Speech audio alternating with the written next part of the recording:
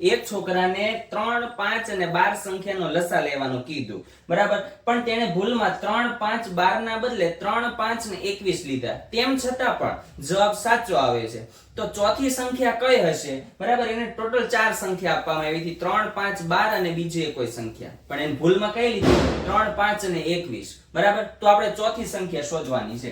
હવે ધ્યાન આપો કે આપણે લસા લેવાનો છે. કોનો? તો કે લસા કોનો લેવાનો છે?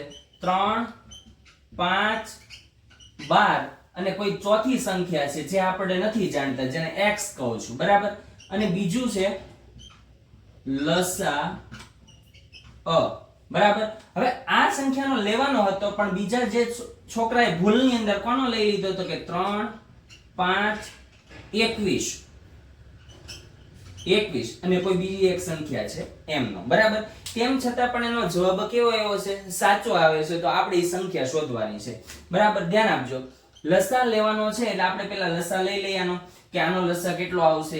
તો ધ્યાન આપો અહીંયા કે 3, 5, 12, બરાબર. આનો લસા લઈએ તો 3 પેલા 2 થી ચાલુ કરીએ આપણે, બરાબર. 2, 3 નો ભાગ ચાલે, 3 એમના એમ, 5 એમના એમ, અને 6 દુ 12, બરાબર. હજી 2 થી 2, 3, 5, 3. હવે 3 વડે 3, 1, 5, 1. હવે 5 વડે 5, 1, 1, 1, બરાબર. એટલે આપણે અહીંયા લસા મળી ગયો. કેટલા મળ્યા? તો કે 2 ગુણ્યા 2 ગુણ્યા 3 ગુણ્યા 5 અને ગુણ્યા જે પેલો x હતો એ, બરાબર. અને આ બાજુનો લસા લઈએ તો જો 3, 5, 21, બરાબર.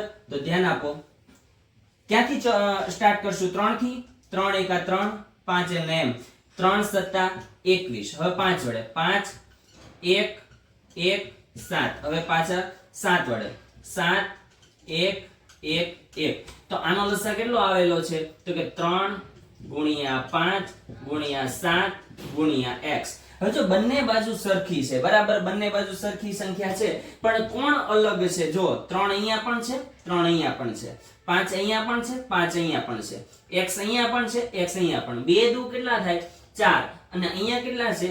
7, બરાબર. બંને બાજુ સરખી છે, તો એનો મતલબ શું કે આને 7 વડે ગુણો અને આને 4 વડે ગુણો તો આપણને કઈ સંખ્યા મળશે? 7 ચોક 28. તો જે ચોથી સંખ્યા જે છે એ કેટલી હશે? 28 હશે, બરાબર. જેનો લસા અહીંયા 12 ની બદલે 21 લીધો, તેમ છતાં પણ કેવો મળે છે? સરખો મળે છે.